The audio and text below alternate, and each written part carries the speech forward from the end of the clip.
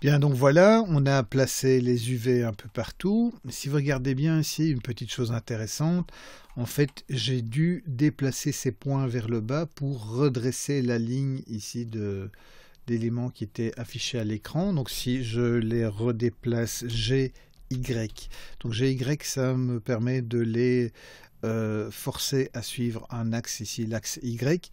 Et donc si vous voyez, si je les remets à la place, on va dire, où il devrait être, eh bien je vois que le texte est un petit peu bombé, est un petit peu arrondi. Si maintenant je descends, vous voyez comme le texte bouge en fonction de la position de ces points, et donc je vais placer ce texte pour redresser ce texte. Enfin, je vais placer ces points plutôt pour redresser ce texte.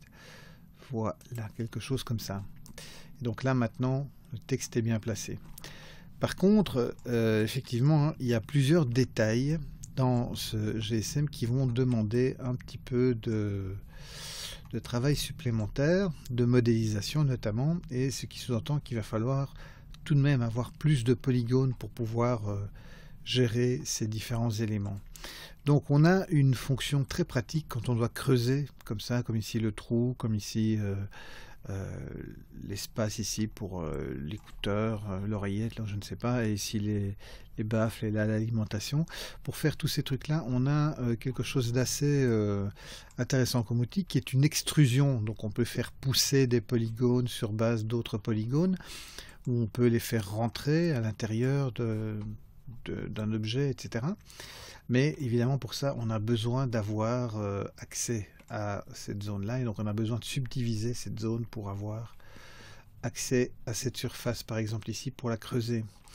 Donc pour ça, eh bien, je vais simplement appliquer la subdivision qui est déjà mise sur mon objet. Donc pour le moment, en fait, c'est une subdivision qui est une prévisualisation qui sert surtout pour le calcul d'image finale, mais mon objet n'est pas en lui-même déjà subdivisé. Si j'applique, par contre, il va effectivement être subdivisé. Donc si j'applique la subdivision, eh bien, quand je viens en mode sous-objet, on voit maintenant il est effectivement subdivisé. Toutes les surfaces, toutes les faces de mon objet ont été divisées par 16.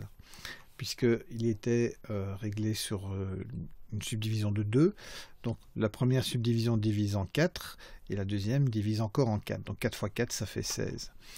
Donc ici maintenant, j'avais bien fait de régler, parce que sinon j'ai beaucoup plus de points à gérer, si jamais je devais régler mon texte ici qui était un peu de travers. Donc ça c'est fait.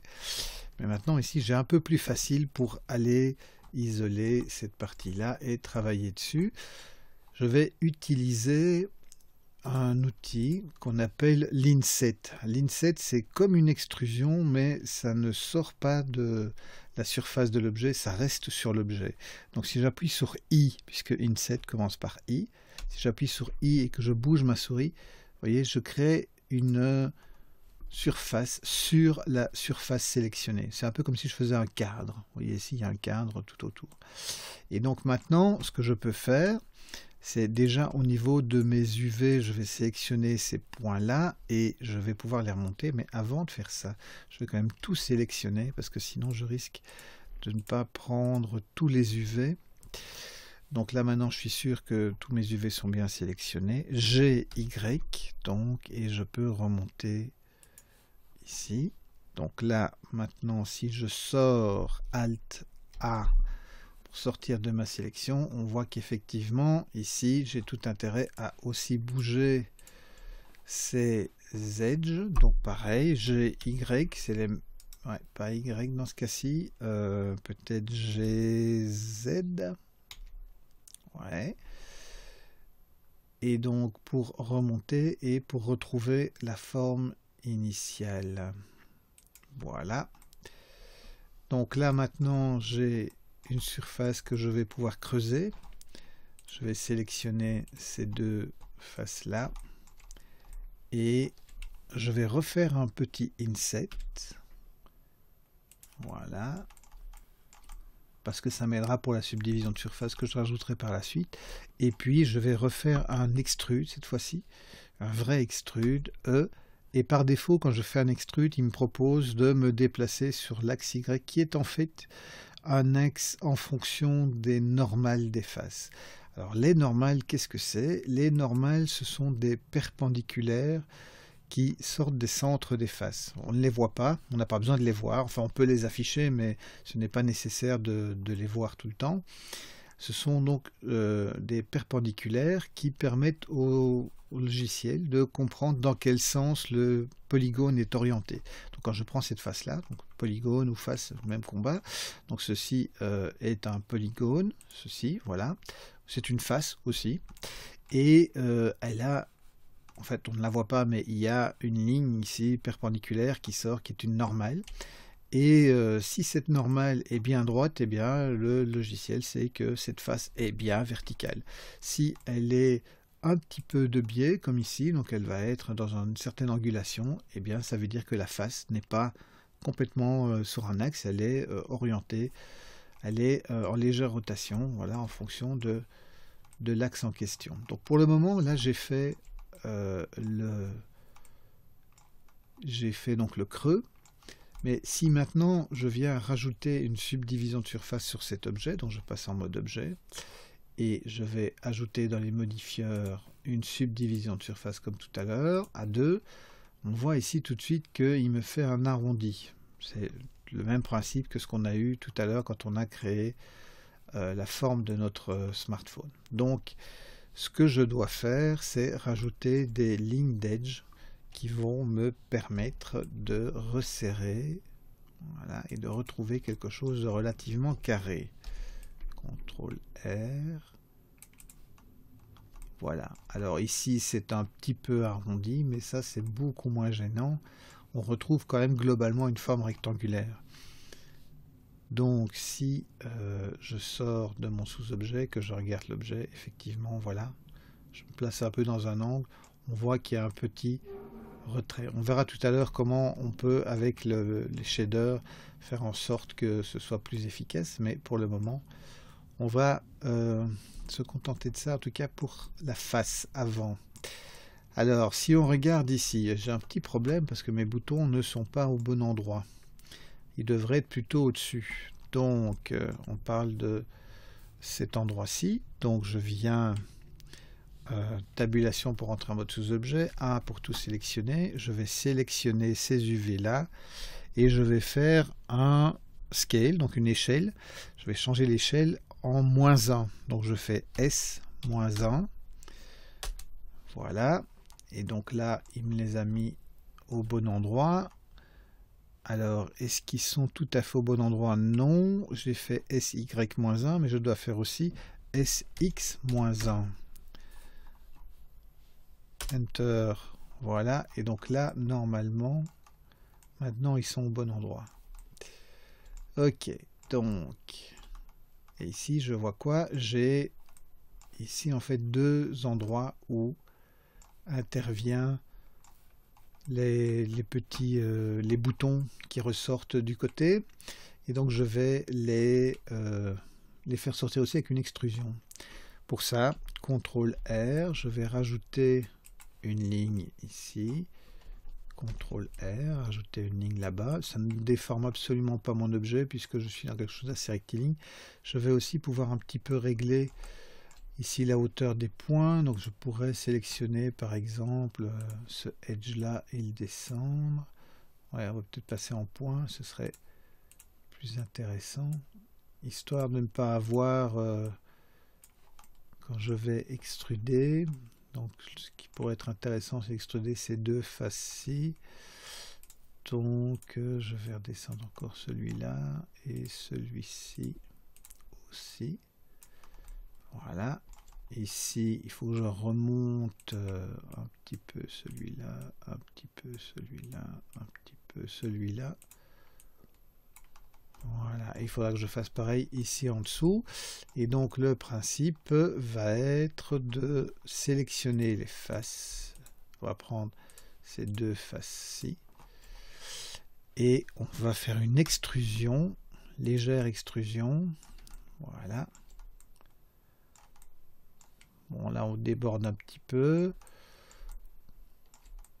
Ça donne un petit effet, mais au niveau de ma géométrie ici, ce que je peux faire, c'est rajouter une division, voilà, qui va refermer un petit peu, pas trop, parce que c'est normal que ça déborde un petit peu, soit un peu arrondi. Voilà, et ce que je peux faire encore, c'est sélectionner les faces que j'ai extrudées ici et changer légèrement leur taille, S. Voilà, comme ça j'arrondis un petit peu le dessus. Ok, on va faire pareil pour celui-ci. Alors ce que je peux faire, c'est avec le Alt enfoncé, je vais sélectionner au niveau des edges, pardon, je vais sélectionner cet edge là, je vais le descendre. Ouais, alors ça je ne peux pas évidemment parce que sinon je vais toucher à la texture, enfin au dépliage UV. Donc le mieux serait quand même de rajouter des... Ouais, je vais faire ça. CTRL R, je vais rajouter une division. CTRL R, je rajoute une autre division de cette manière-là. J'évite de devoir rejouer sur la texture. Alors les points, encore une fois, je dois un peu les bouger.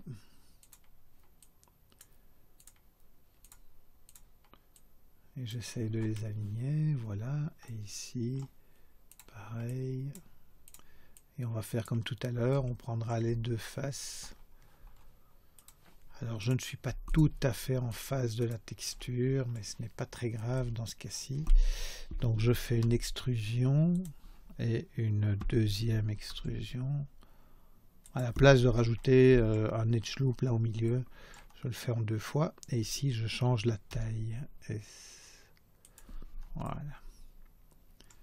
Et donc là maintenant, j'ai au niveau de mon objet, on voit qu'il y a un peu de volume sur le côté, il y a un creux, donc on a commencé à donner un petit peu de détail.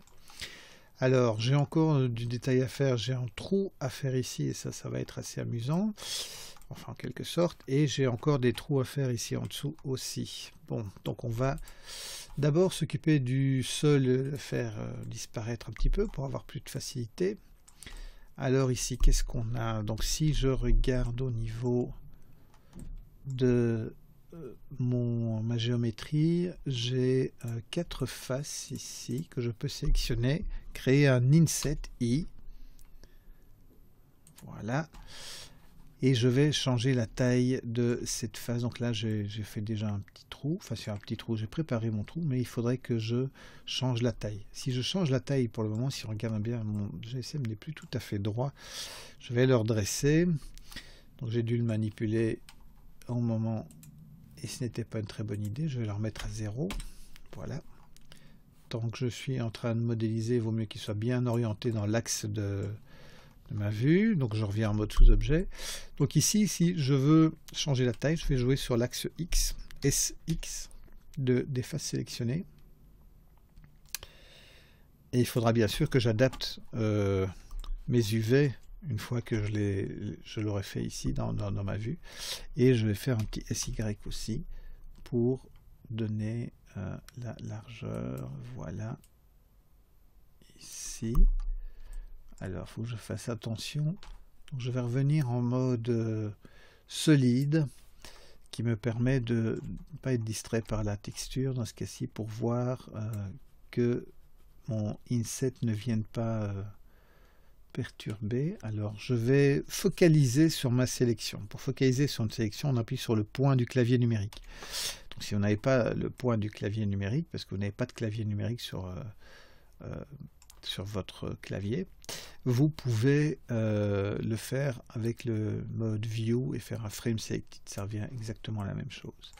Donc SY encore une fois pour atténuer un petit peu, quelque chose comme ça. Je refais un inset. Alors je vais, avant d'aller plus loin, je vais remettre mes UV en place. Donc A. Et ici, je sais que tous ces UV, donc j'ai X pour me déplacer sur les X. Pareil là, j'ai X, hop. Ici, j'ai Y. Alors je ne peux pas aller trop bas, mais je vais déplacer ceux-là. J'ai Y. Comme ça, je peux redéplacer ceux-ci. Voilà. Ceci devrait être plus ou moins au milieu, voilà, et ceci un peu plus haut, chez Y. Et je peux même les ramener légèrement pour faire le côté un petit peu plus trapèze de la prise. Donc ici pareil, évidemment je vais avoir besoin, alors si je me mets en vue oulala, est-ce que je vois encore quelque chose? Donc l'idée c'est d'aller sélectionner ces deux, voilà. Alors je vais éteindre mon effet de subdivision de surface que j'ai rajouté parce que ça me permet pas de bien voir mes différents edges que je dois sélectionner. Donc en fait avec ce petit bouton ici avec l'écran je peux activer, désactiver mon effet de subdivision de surface et voir le résultat. Donc là on voit il y a un petit artefact, bon, on ne va pas trop le voir normalement une fois que tout sera fini. Ça arrive quand des points sont un peu trop serrés l'un contre l'autre en vue non subdivisée. Donc dans ce cas-ci, ici si on regarde un petit peu ces points-là, celui-ci je devrais un petit peu l'éloigner et celui-là aussi.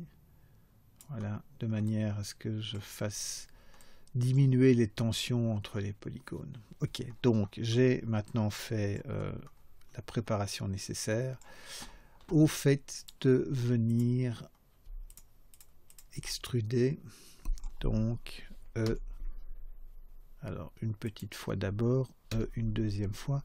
Donc le fait de faire cette première petite fois me donne en fait déjà une division ici. Et ici, je vais encore le refaire une fois de plus. Donc l'avantage d'avoir fait ce genre de choses, c'est que je vais rendre ici, donc j'aurai réactivé ma subdivision de surface, et on va voir tout de suite que ça va être plus intéressant. Alors là, ce que j'ai besoin, c'est encore d'une division. Donc pour refaire un côté un peu plus droit, un peu plus raide que juste cet arrondi, enfin ça fait un petit peu USB-C. Donc je vais rajouter, pour rester fidèle à mon modèle, une autre division et encore une autre ici. Alors il faut toujours faire gaffe avec ces divisions qu'on rajoute parce que ça peut vraiment déformer l'objet. Enfin dans ce cas-ci on a de la chance, l'objet ne va pas être trop déformé dans sa forme globale. Mais si vous aviez quelque chose de beaucoup plus sphérique, ça ne pourrait pas le faire. Il faudrait passer par une autre possibilité que celle-là. Une possibilité que je n'aime pas trop qui s'appelle l'opération booléenne. Mais on verra ça en temps voulu. Donc, alors, je sélectionne ces faces-là, Inset, et je viens resserrer. Pareil que tout à l'heure, SX, je vais refermer un petit peu. Voilà, alors là, il faut que je pivote parce que en refermant, puisque je suis dans l'angulation, ça n'a pas été trop bien. RY, je vais légèrement pivoter.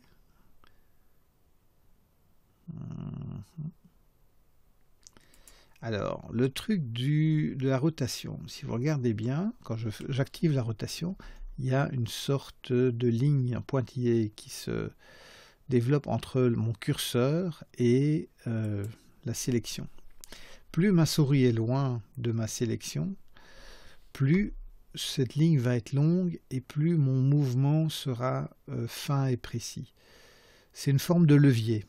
Donc ça marche pour la rotation et pour le scale, ce levier. Et donc il vaut mieux quand on veut faire une rotation d'une sélection, comme ce que je viens de faire là maintenant, eh bien, il vaut mieux être un peu éloigné avec son curseur de la souris avant d'activer la rotation. Donc là, si j'active la rotation, on voit que j'ai le levier qui est plus loin et je fais une rotation plus fine.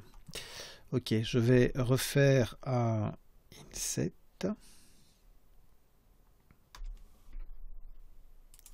Et je vais refaire une extrusion vers l'intérieur. Et voilà. Bon, ça va faire quelque chose d'un peu arrondi, mais pour les baffles, ça ne me dérange pas. Donc pareil de ce côté-ci, je sélectionne Inset, hop, un scale sur les X, une rotation sur les Y en me tenant suffisamment loin de ma sélection, RY, voilà, rebelote pour un inset, hop, et une petite extrusion, juste histoire de dire. Je vais resélectionner l'ensemble de mes UV et je vais faire en sorte que ces UV correspondent à ma sélection. Donc je vais déplacer comme ça.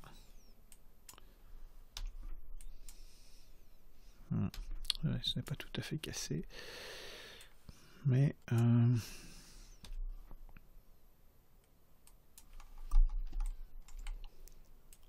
va peut-être descendre un peu. Voilà, et ici pareil.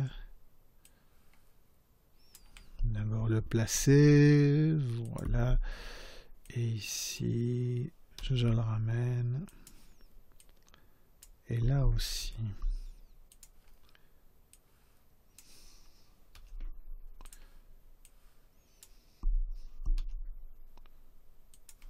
Ouais, pas celui-là.